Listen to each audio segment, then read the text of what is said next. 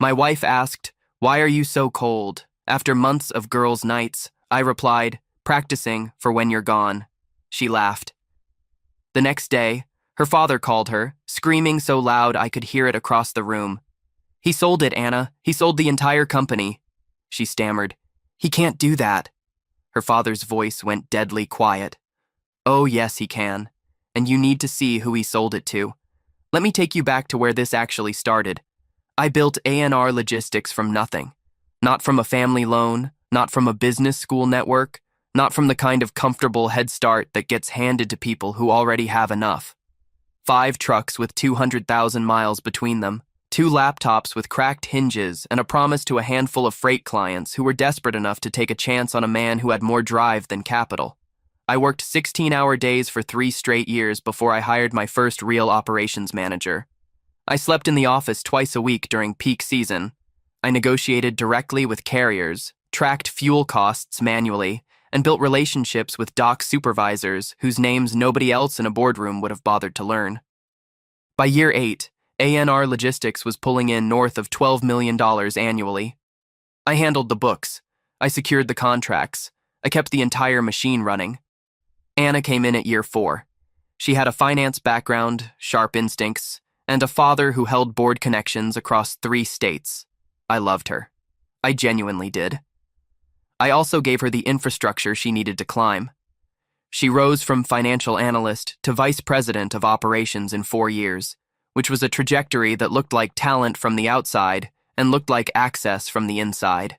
Her father, Gerald, took a board seat in year 6 after helping broker a secondary credit line through a contact of his. He contributed the introduction. I contributed everything else. But he held the seat, and Anna held the title, and somewhere along the way, the story began to shift. In their version, the company was theirs. I was the operator, the freight guy, the man who stared at spreadsheets. What neither of them understood was that during a bridge loan negotiation in 2018, when cash flow dipped for exactly 1 quarter, and I needed temporary liquidity, I had quietly negotiated something into the cap table that nobody thought to question afterward. $240,000 bought me a very specific clause buried inside Schedule D of the original equity agreement. 51% silent shareholder rights with override authority upon a confirmed liquidity event. Nobody updated the paperwork afterward. Nobody thought to. I was background noise. That is exactly what I needed them to believe. Anna stopped wearing her wedding ring 3 weeks before everything changed. She said it pinched during yoga.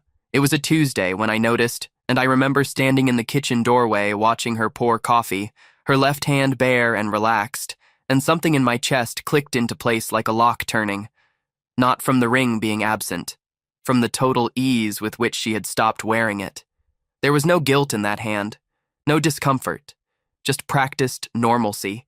She had started referring to our son Marcus as my son in conversations that happened just loudly enough for me to hear from the next room. Not his son, not our son. My son, as if she were already narrating the next chapter of her life to herself and had already edited me out of the manuscript. She made jokes about prenups at brunch with her friends, while Jared, her so-called professional mentor, sat 2 seats away pretending to be absorbed by something on his phone. Jared Holloway was the kind of man who wore confidence like a costume, well fitted enough from a distance, fraying at the seams up close. He was the company's director of business development, a title I had created, in a department I had funded, inside a company I had built. He laughed at her joke. I watched him laugh and felt nothing except the slow, methodical settling of a decision I had already made. I heard her on the phone once, standing in the hallway outside the bedroom just before midnight. She thought I was asleep. She said, and I remember this precisely because I had already trained myself to hold information with both hands, she said, "He just moves freight and stares at spreadsheets." There was a laugh on the other end. Hers followed. She was not wrong about what I did. She was catastrophically wrong about what it meant. Spreadsheets talk if you know how to listen. The first sign had come 8 months earlier. Expense patterns. Jared was booking vendor meetings on Anna's calendar but charging his own American Express for expenses that should have run through the company account. It was sloppy in the way that arrogant people are always sloppy, because arrogance assumes no one is paying close enough attention.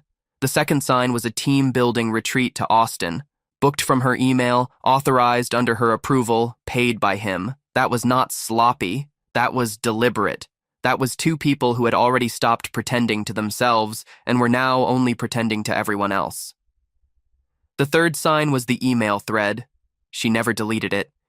Jared had forwarded it to a personal account, and she had replied from her work email without thinking, which is again what arrogance does. It makes people careless with the trail. The thread was long and casual in the way that people are casual when they feel completely safe. Halfway down, Jared had written, and I am going to quote this precisely because it is important. Still milking the old man's company dry while playing house with his wife. Guy has no idea he is funding his own replacement.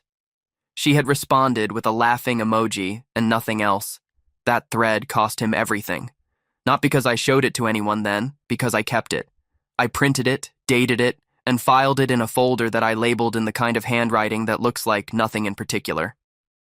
8 months before the morning I am about to describe, I filed the paperwork. No dramatic confrontation in the living room. No lawyers arriving while she was home.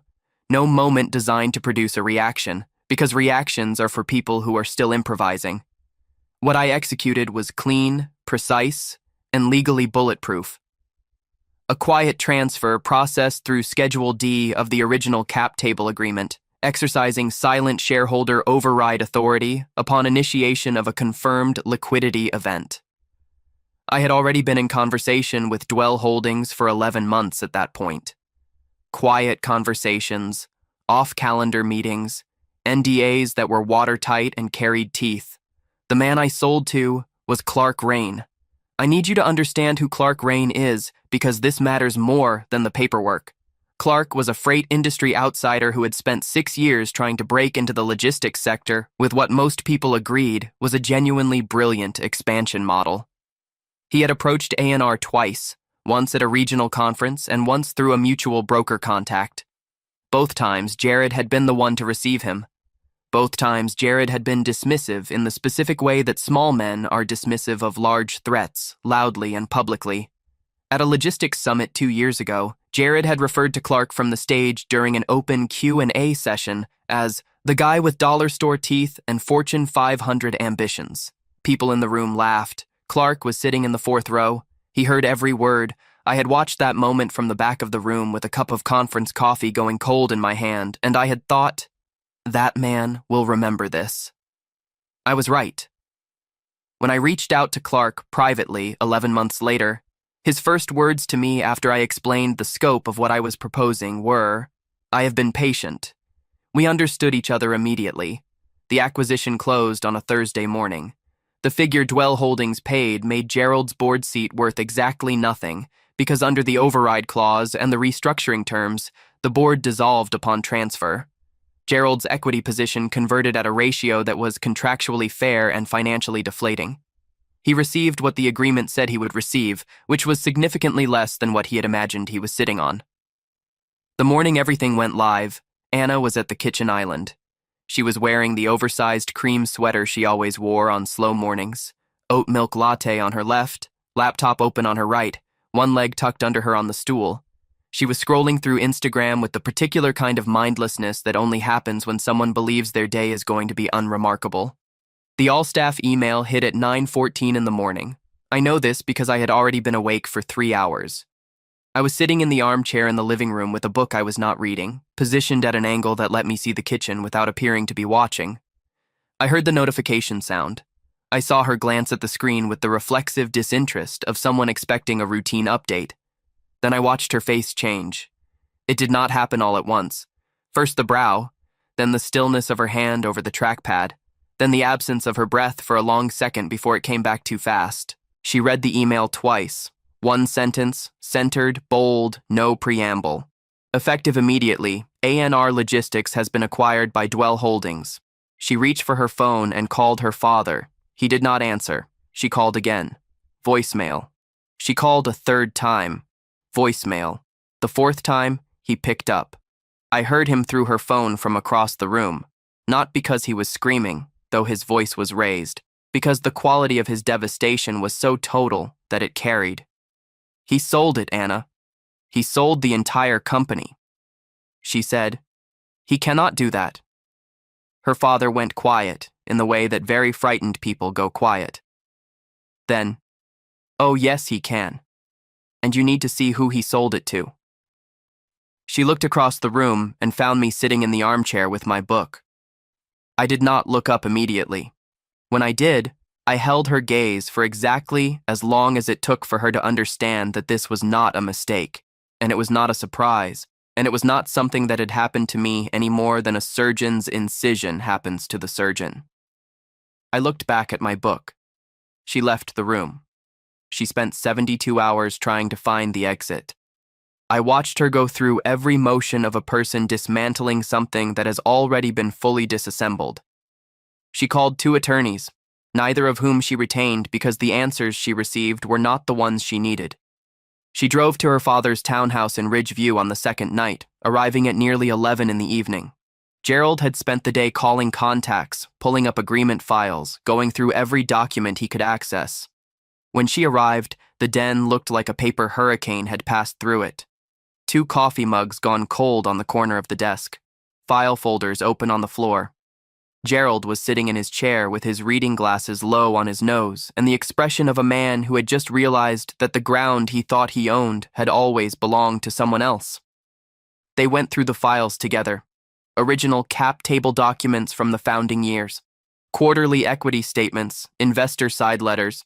There were even cocktail napkin sketches from the early days, the kind of artifacts that accumulate in early-stage company files because nobody thinks to throw them away. Anna was methodical. She went through each folder carefully, looking for the error, the oversight, the clause that would give her something to work with. And then, tucked between a vendor service agreement from 2017 and a set of redacted investor notes, she found it. Schedule D. Her handwriting was not on it. Mine was. The clause was 4 paragraphs long, precise, and had been signed and notarized before any of the subsequent board agreements were executed, which meant it took precedence, which meant everything else was downstream of this document. 51%. Silent shareholder rights. Confirmed liquidity event trigger. She read it once. She read it again. Her father had not moved. She dropped the folder. Not dramatically. Not in a performance of emotion. She dropped it the way a person drops something when the muscles in their hands simply stop receiving instruction from a brain that has seized up entirely. The papers slid across the floor.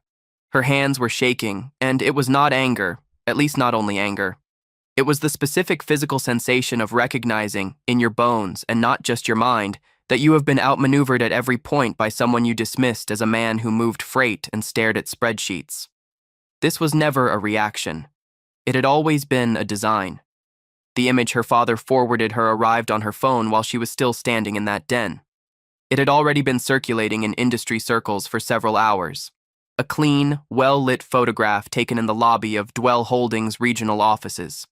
2 men shaking hands, both of them smiling, the kind of smile that belongs to people who have just completed something they are proud of. Clark Rain on one side, me on the other. The caption beneath it, which someone from the Dwell Holdings communications team had written and which had gone out through the company's professional channels, read, "Dwell Holdings completes landmark acquisition of ANR Logistics, expanding freight capacity across 7 regional corridors. Founding operator returns to execute transition leadership." I was not gone. I was the transition lead. I had negotiated that as part of the deal terms, because I knew the operation better than anyone alive, and because Clark respected that. And because it also meant that Jared Holloway's role, which had depended entirely on Anna's internal authority and the structural comfort of a leadership team that tolerated him, was the first position eliminated in the post-acquisition restructuring. His exit was effective on the same morning as the acquisition announcement. He received what his contract entitled him to, which was 60 days of severance and a non-disparagement clause he had better take seriously. The forwarded email thread was delivered to Clark's legal team 3 days after the acquisition closed, not as a weapon, but as documentation, because the vendor expense irregularities Jared had accumulated over 22 months represented a material exposure to the new entity and needed to be addressed through proper channels. Clark's team addressed it. Properly. Gerald resigned from the dissolved board in writing on a Friday afternoon. His letter was 2 sentences. I did not respond to it. There was nothing to say that the paperwork had not already said more clearly. Anna asked to meet 2 weeks after the acquisition. We sat in the kitchen, the same island, the same stools. She did not bring an attorney. She did not bring her father. She came alone, and she sat across from me with her hands flat on the counter, and she said quietly, "I need to know when you knew." I told her. I told her about the ring, the phone call, the Austin trip, the email thread. The cap table clause I had negotiated in 2018 while she was on a girls' weekend that I had later confirmed was not entirely what it was described as. I did not say any of it with heat. I said it the way you read items off a list when the list is factual and complete. She asked me one more question. She asked, "Did you ever think about stopping, about just telling me instead?" I looked at her for a long time before I answered. I said, "I thought about it every day for 4 months. And every day you made another choice that answered the question for me." She filed for divorce 11 days after that conversation. I did not contest the filing. Marcus would spend equal time with both of us, which is what I had always intended because he was our son, not a bargaining chip, and he deserved better than to become a variable in someone else's calculation. The settlement was handled by attorneys who communicated in writing and finished the process in 6 weeks, which is fast. But when the equity is already resolved and the company is already transferred and the assets are already documented, there is less to argue about than people expect. I still run the A&R division inside Dwell Holdings. The trucks run the same corridors. The dock supervisors know my name. The spreadsheets still talk, and I still know how to listen. Clark sent me a case of bourbon after the first quarter numbers came in, which showed a 31% increase in regional freight volume. His note said only, "Patience is a competitive advantage." I put it on the shelf above my desk where I can read it from my chair. Some people who have heard pieces of this story have asked whether I feel guilty, whether the design was too cold, whether I should have confronted instead of planned. I understand the question. I do not have a simple answer for it. What I have is this. I built something real. I protected it. I did it quietly, legally, and with the same discipline I had applied to every other problem the company had ever handed me.